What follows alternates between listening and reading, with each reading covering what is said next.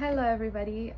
For today's video, I am going to share you guys our story, our journey from the very beginning of our K1 visa process until this time. I am done of my medical examination and I don't have my visa on hand yet, but somehow it might help you be prepared from on this process, because it's not just an easy game, guys.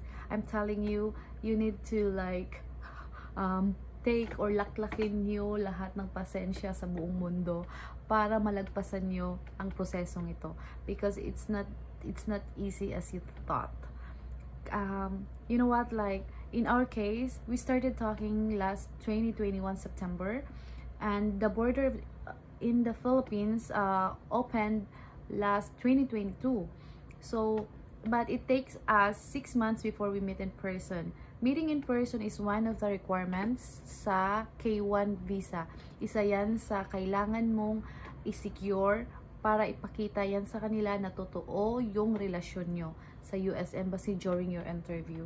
So, kung hindi pa kayo nag-meet, make sure na before kayo mag-file, para hindi maibalik yung packet nyo and it won't take more months or more delay, make sure na nagkita kayo in person, kasi yan talaga ang number 1 na requirements ng US Embassy. So, pag nag-meet kayo, dapat best in documentation ka talaga niyan. Kailangan mong mag-take ng picture, bawat galaw dapat dokumentado. Yes, kung saan kayo nagpunta, saan kayo kumain, saan kayo gumala, picture with family, with friends, na nandyan kayo together. I-take nyo na best in documentation, kasi nasabi ko sa'yo, kasi magagamit mo yan at kakailanganin nyo talaga yan sa packet nyo.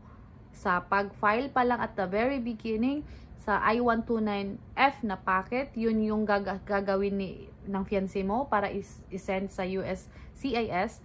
Yun. Kailangan niya yun, yung proof of relationship nyo. And during your interview also, kailangan mo din mag-secure ng proof of relationship dito sa kung saan kang embassy magkakaroon ng interview. So, kailangan talaga yan. So, dokumentado talaga lahat. Hotel bookings, flight, restaurant, grocery, pati na isama mo na yung laundry nyo. Yun.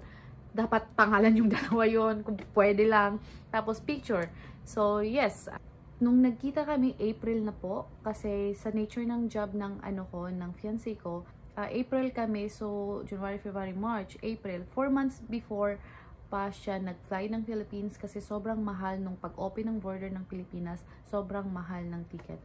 So, April kami nag-meet at 1 week lang yun, kasi nga, sa trabaho niya. Then, just to comply actually, our intention is to see each other and like to test if compatible kami. Ganon. Kasi, I believe in relationship, it needs a compatibility. Yes. Kasi kung hindi kayo magkasundo or hindi kayo pareho ng interest, then I feel like your relationship won't last. So, may compatibility talagang required. For me, that's my belief. So, anyway, nag-file kami ng packet namin. Kasi it takes time to secure all the documents, kasi marami din talagang documents na hinihingi na kailangan mo ilagay sa packet mo. Then yun, June 5 kami nag-send ng packet. Then at June 9, na-receive namin ang NOAA 1 from the USCIS. NOAA 1 means na ibig sabihin no, na-receive na nila yung packet na pinadala mo. But it doesn't mean na okay na yung petisyon ng fiancé mo. Hindi pa po yun yung assurance. Hindi pa po yun pasado. So, i-check pa yan nila. Kasi hindi lang tayo yung nag-file. So, it will take long months. More months, long period of waiting. Sa case namin, 13 months before namin nalaman na approve na yung petition namin. Imagine sa 13 months of waiting, guys, and it's not easy. It's not that like fairy tale na parang lahat smooth and like that. You will encounter bumps ahead, challenge sa relasyon nyo, lalo na kung LDR, kasi LDR naman talaga. Then, ang daming mga mga sitwasyon na may mga panahon na hindi kayo magkakaintindihan, may mga panahon na dahil sa distance nyo, may mga panahon talaga na parang mapapatanong ka na tama ba tong desisyon o tama ba tong daan na tinahak ko ngayon, tama ba tong ginagawa ko, is this really for me, Lord, or siya ba talaga, ganon. Napatanong ako nung sa sarili ko, honestly, kasi marami talagang kasi biruin mo 13 months, 1 year mahigit na pag-aantay. Tapos araw-araw kami nag-uusap, araw-araw kami pero hindi talaga maiiwasan yung misunderstanding. So, kailangan mo din ng, hindi lang pasensya, kundi pag-intindi talaga sa bawat isa, an open communication. Kailangan talaga, that's the key, guys, in understanding an open communication. You need to understand the situation and understand your fiancé and try to adjust, tapos pasensya talaga. Hindi lang ikaw, hindi ko sinasabing ikaw, kayong dapat dalawa, ready kayo emotionally. That's why I'm telling you, emotionally, financially, and physically, dapat ready talaga kayo bago nyo pasukin ito, kasi hindi to biro, and it will, kasi kung hindi ka ready and hindi ka certain sa decision mo na yan taong na yan gusto mong pakasalan ang makasama sa habang buhay, wag mo na lang ituloy, kasi though malalaman mo naman at the first month or first quarter sa inyong pag-uusap, kahit sa first week lang, malalaman mo naman na kung talagang ito ba talaga or kailangan mo pang mag-search. Kind of like that. So, kaya, yun, in our case, kasi, yun talaga, pinag-usapan namin na whatever you feel towards me, kung ano yung napansin mo, kailangan mong sabihin sa akin para malaman ko and to check myself if I'm doing right or wrong, or I am doing like disrespecting you or our relationship. So yun talaga yung ginawa namin. I remember last time may kasi engineer yung ko sa sasakyan, tapos may isang babae din na almost same sila ng posisyon, head din siya, head of the office din siya. So parang sa purchasing si ate girl din yung fiancé ko ay nasa siya, designing. So yun, yung babae may boyfriends. Yeah, may boyfriend siyang doktor, pero naghiwalay sila. Then nangyari, yung fiancé ko inayaya niya sa bahay nila. First time, parang may nagpatulong siya. Then, mabait naman yung fiancé ko, kaya tinulungan siya. Then, another time, dalawa sila single. Hindi ko alam talaga kung sino yung nirereto niya. Sarili niya ba o yung nanay niya? Kasi single din yung nanay niya. So, anyway, yun, lagi niyang hini-invite. Like, hindi lang once or twice, I think. Pero nung nalaman ko na ininbita na naman siya, sabi naman ng fiancé ko, hindi naman niya tinatago. But, late na niya sinasabi sa akin. Kasi syempre, iba yung oras doon, di ba? Tulog ako, siya may ginagawa doon. So, yun. And, I told him right away na I am not comfortable when you are around that woman. Kasi, parang, syempre malalaman mo, di ba? Galawang mga ganun. Kaya, sinabi ko talaga sa kanya, I am not saying na end your friendship, blah, blah, blah, but, I am not comfortable. So, it's up to you what you wanna do. But, yeah, sinabi ko lang, hindi ako komportable. Tapos yun, sinabi niya din naman sa babae na yun na this would be the last. Kasi, may parang nag-request pa si ate girl na i-drop siya sa bahay. Kasi, i-drive talaga siya. Hindi lang i-drop. Kasi hindi dadaan yung fiancé ko doon eh. I-drive talaga siya. So, nag-request si ate girl, that day. Tapos sinabi ng fiancé ko, then I told him like, it's up to you, I'm not gonna like pakialaman yung decision mo kasi mas may alam ka kaysa sa akin, but I'm telling you na yun yung nararamdaman ko. So nasa sayo yan kung ano yung gusto mong gawin. I'm not going to tell you what you do, but I know you know what you should do. So yun, sinabi niya kay ate girl na I am in a relationship Though, from the very beginning, alam naman ni ate girl, sinabi ng fiancé ko na I'm in a relationship, I feel like I am disrespecting my fiancé, blah, blah, blah. So, yun. So, this will be the last. Pero si ate girl nagalit daw. So, hindi na siya nagpahatid. So, anyway, parang kinain ng 2 minuto yung story ko. So, yun. Kailangan mong sabihin talaga right away. Wag mong itago, wag mong dibdibin lang sarili. Wag mong sarilihin kung ano man yung mga masamang ano. Kasi, sa katagalan, maiimbak yan at sasabog ka, and it's gonna be like a big issue na. Marami ka nang sasabihin, marami nang lalabas na issue. So, kung yung mga maliliit na bagay sa LDR talaga, pinaka-importante na huwag mo nang patagalin, sabihin mo siya kanya agad. Yun. So, that's what we did. And siya din, pag may mga ano din siya sa akin, sinasabi niya din. And I check myself, then I correct myself if I need to. So, yun.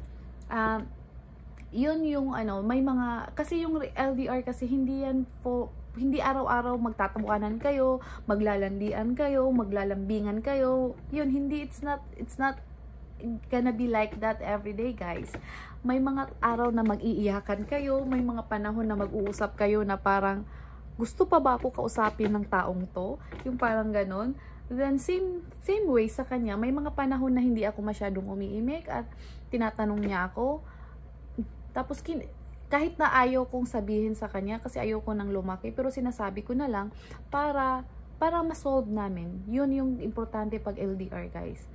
So, kasi sa 13 months, maraming mangyayari sa relasyon nyo. Then, dun masusukat kung talagang mahal nyo ang isa't isa at gusto nyong ituloy kung ang interest nyo ay the same.